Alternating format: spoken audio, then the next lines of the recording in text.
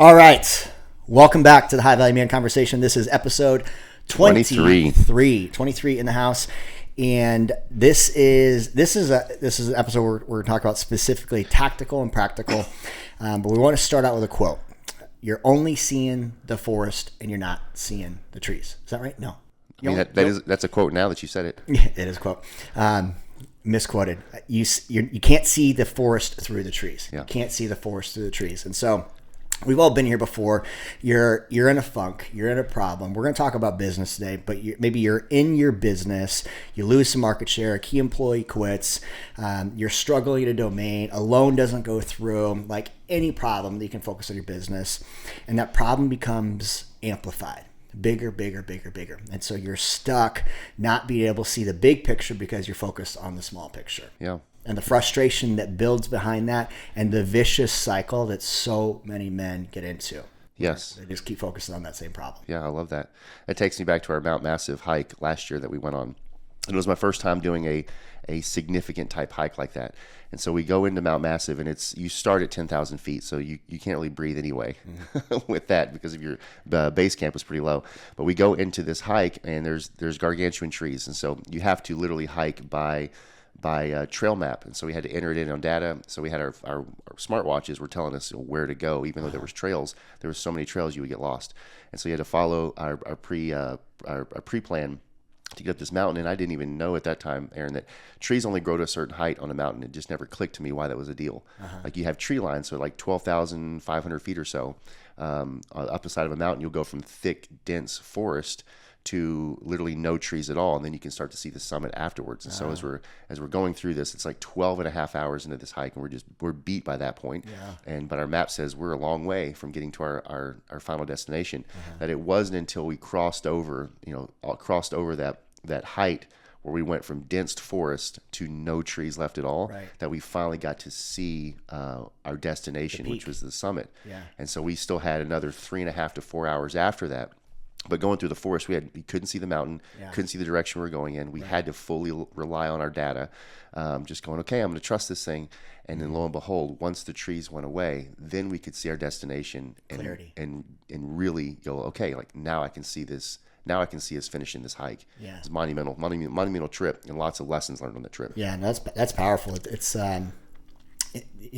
always darkest before the dawn kind of thing. And so if you're in facing a problem, same idea behind what Josh just described is like you're just in the thick of it. Like all you think about is the next step, and sometimes you don't even know if you're moving in the right direction if you don't have a good blueprint for it. I love that because we were also talking about how airline pilots travel their destinations, and there's two types of airline pilots. Well, there's multiple types of ways to fly, but there's two that are very well known in the general space of just thinking. And you have VFR, which are your visual flight rules, and you have IFR, which are your instrument flight rules. That's good. And so really that's just two philosophies of thought that we use in our business. And then why Aaron and I are bringing this up is simply because most business owners are business owners. They think they are. I'll say that again. Most business owners are actually business operators. There's two types of ways you can be in your business. You can be a business operator or you can be a business owner. And that's a completely different seat to be in. One's an employee that's prison bound that can't quit. Like if you are a business owner, you know this already. You can't quit. Because you have clients. Or take a vacation. Right. Or so step away for a couple days. Right. So you become a prison to your business, which is almost worse than being an employee where someone else is paying and you get actually leave work at work. Yeah, it's very true. So as we took that concept, that philosophy of what most people in business go through is we end up flying by sight. So a few things that VFR pilots have to deal with is, one, all pilots start here. So this is the starting place for people in business. This is the starting place for pilots, is flying by sight. All new pilots begin here. So in visual flight, you can pretty much fly anywhere you like, but you have to avoid controlled airspaces. So there's areas in the marketplace that are off limits to you. You have to stay out of the clouds, which means if there's circumstance, if there's difficulty, you're not allowed even to be close to it.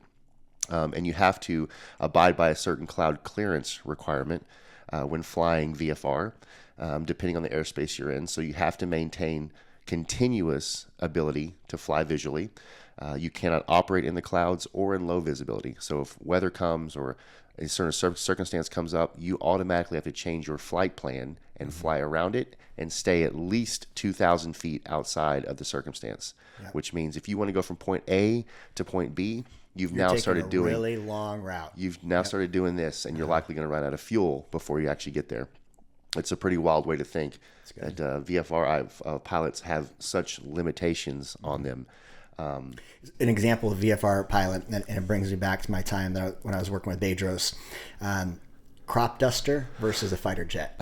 So a crop duster, right, he has a very small, specific plot that he has to be able to fly in to be able to dust his crops. And what Josh is describing by this visual flight rules, visual flight rules, he's got to be able to stay lower than the clouds, right? He's got to have constant visibility, and he has to stay in a little box. And so growth outside of that and taking a long destination is completely off limits because he doesn't have the accreditation, doesn't have the support, and he doesn't have the tools to be able to see the forest through the trees. So he's literally focused on this little box. Yep. And whether you're thinking this is not a knock at all on crop dusters, it's very important for the viability of our nation. They are very important people.